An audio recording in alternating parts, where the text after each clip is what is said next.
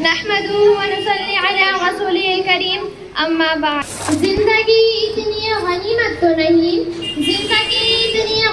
تو نہیں جس کے لیے عہد کمسرت کی ہر بات گوارا کر لے.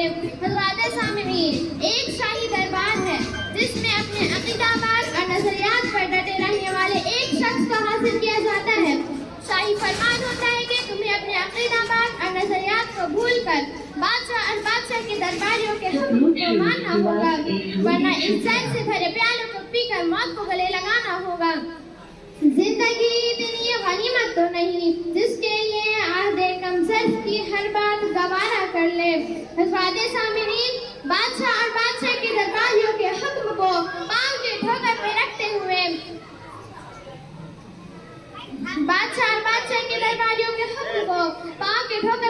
ہوئے اپنے عقیدات اور نظریات پر ڈٹا رہنے والا یہ شخص جب زہر کی پیالے کو پی لیتا ہے اور موت کو گلے لگا لیتا ہے تو 8 صدیاں گزر جانے کے بعد بھی بادشاہ اور بادشاہ کے درباریوں کے نام تک کسی کو معلوم نہیں.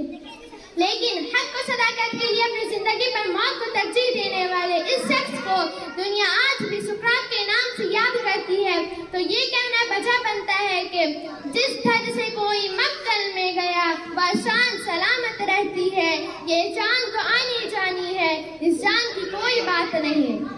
سامعین، حق و صداقت کے لیے سقراط کا زہر کے پیالے کو پی لینا، آواز حق بلند کرنے کے لیے منصور کا سولی پر لٹک جانا، انا الحق کا نعرہ بلند کرتے کرتے شمس تبریز کا اپنی کھال کو کھچوا دینا، بتوں کو پاس کرنے کے لیے ابراہیم کا آتش نمرود میں کود جانا، احد احد کا ورد کرتے ہوئے کوڑوں کی بارش میں بلال کا تپتی ہوئی ریت میں لیٹ جانا، حسین کا سر کو جھکانے کے بجائے سر کو نوک کے نیزہ پر سجا دینا، آج اس بات کا پیغام دیتا ہے کہ جس دھر سے کوئی مقتل میں گیا وہ شان سلامت رہتی ہے.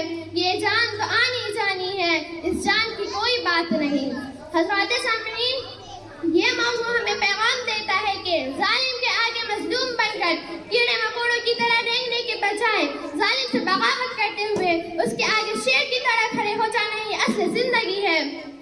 گرد کی طرح ہوا کے رخ پر چلنے کی بجائے عقابوں کی طرح باد مخالف کی سمت اڑنا ہی اصل زندگی ہے. پانی کے بہاؤ کی طرف چلتے ہوئے ڈوب کر مرنے کی بجائے موجوں سے مقابلہ کرتے ہوئے ساحل پر اترنا ہی اصل زندگی ہے.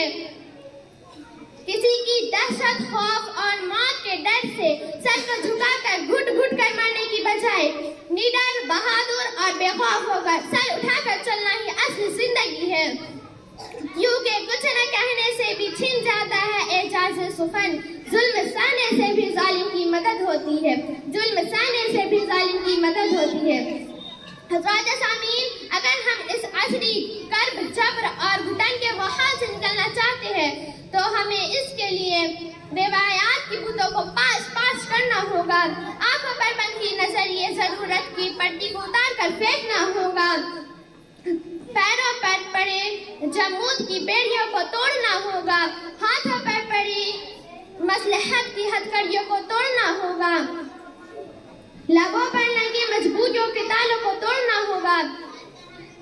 ہمیں ظالم کے آگے خاموش رہنے کی بجائے کچھ بولنا ہوگا، کیونکہ کچھ نہیں ہوگا اندھیروں کو برا کہنے سے، کچھ نہیں ہوگا اندھیروں کو برا کہنے سے.